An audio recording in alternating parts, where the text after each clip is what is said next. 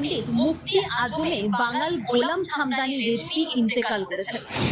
পশ্চিমবঙ্গের খ্যাতনামা মুফতি ও আলেমে দিন মুফতি আজমে বাঙাল মুফতি গোলাম ছামদানি সাহেব ইন্তেকাল করেছেন। আজ রবিবার ভোররাতে ফজরের নামাজের সময় তিনি শেষ নিঃশ্বাস ত্যাগ করেন।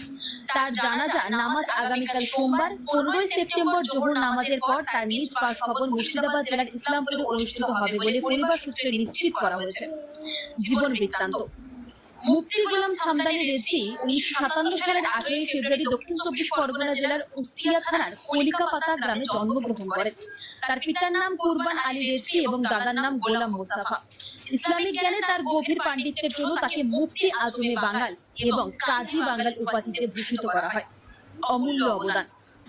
তিনি ছিলেন একজন বিশিষ্ট লেখক, গবেষক ও অনুবাদক। তার কলমে 100-এরও বেশি ছোট বড় গ্রন্থ রচিত হয়েছে, যা বাংলা ভাষী মুসলিম সমাজে ইসলামিক জ্ঞান চর্চার অমূল্য সম্পদ হিসেবে বিবেচিত। তিনি নিজে লিখেছেন, অনুবাদ করেছেন এবং সংকলন করেছেন। বিশেষত শেষ বয়সে তিনি পবিত্র কুরআন শরীফের বাংলা অনুবাদ সম্পূর্ণ করেন। পশ্চিমবঙ্গে সুন্নি মতাদর্শের প্রচার প্রসার এবং কলমে জিহাদে তার ভূমিকা ছিল অত্যন্ত গুরুত্বপূর্ণ ও তুলনাহীন। তার শিক্ষকতা জীবন শুরু হয় 1975 সালে হুগলি জেলার জাঙ্গিপাড়া সীতাপুর এন্ডাউমেন্ট সিনিয়র মাদ্রাসায় সহশিক্ষক হিসেবে যোগদানের মাধ্যমে। 1977 সালে তিনি মুর্শিদাবাদ জেলার দৌলতাবাদ থানার 6 কিয়াই সিনিয়র মাদ্রাসায় চলে আসেন এবং 2017 সালের 28 ফেব্রুয়ারি এই প্রতিষ্ঠান থেকে অবসর গ্রহণ করেন।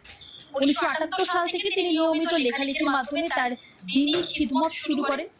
তিনি সারা জীবন বিভিন্ন ছোট বড় সুন্নি সংগঠনকে পরিপূর্ণতা দান করেছেন এবং বাংলার মুসলিম সমাজের জন্য এক অনুপম দৃষ্টান্ত রেখে গেছেন। তার ইন্তেকাল বাংলার আলেমের দিনদের একটি বিরাট শূন্যতা সৃষ্টি করেছে।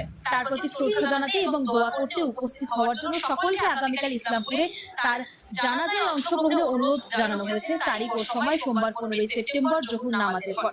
স্থান তার নিজ বাসভবন ইসলামপুর মুর্শিদাবাদ। খবরটি আরো বেশি মানুষের কাছে পৌঁছে দিতে অনুগ্রহ করে শেয়ার করুন। আলিফ ইসলাম মিলের রিপোর্ট, AS বাংলা।